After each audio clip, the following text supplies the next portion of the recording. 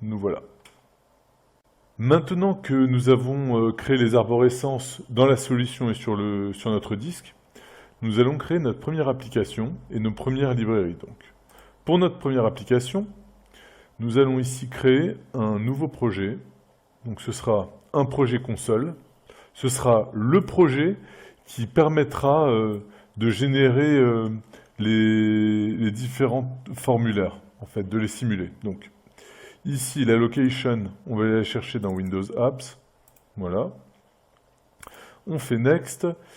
Je vous conseille de checker cette option, parce que sans cette option, il va vous générer un pseudo-langage pas très sympathique à lire. Et donc, on est bien en .NET 6. Voilà. Que voici. Nous allons maintenant créer un premier projet de bibliothèque dans Model.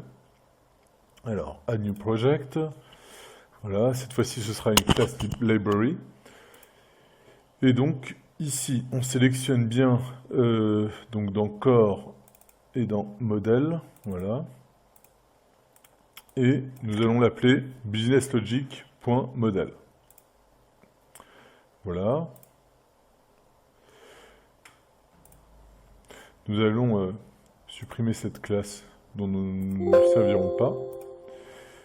Et nous allons créer un premier répertoire qui s'appellera Documents. Et donc, pour pouvoir écrire ici les différentes phrases que nous allons générer, il nous faut la position de tous ces champs-là à travers le formulaire. Alors, si on reprend le formulaire c.json qui a été généré ici, on va regarder. Voilà.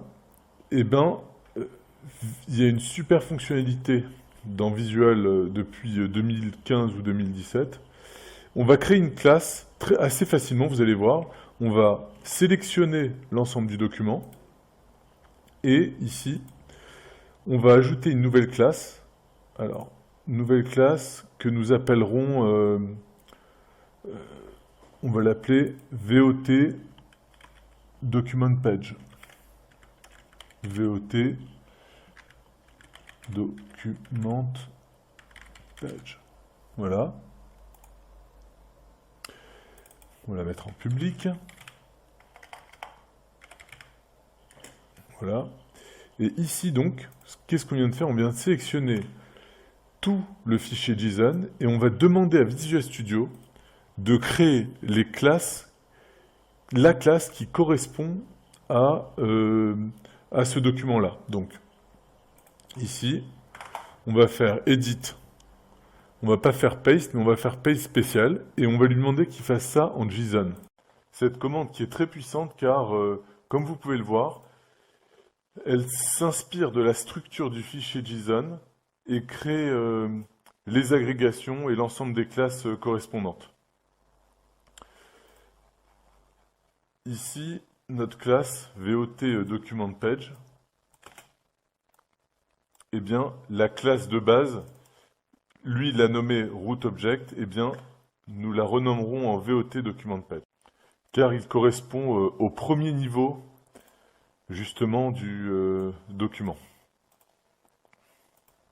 Grâce aux fonctionnalités de désérialisation que proposent les NuGet Package Microsoft, nous pourrons instantanément prendre le fichier et extraire toutes les valeurs en instanciant l'ensemble des classes et en valorisant chaque propriété. Nous allons voir ça dans les prochaines vidéos.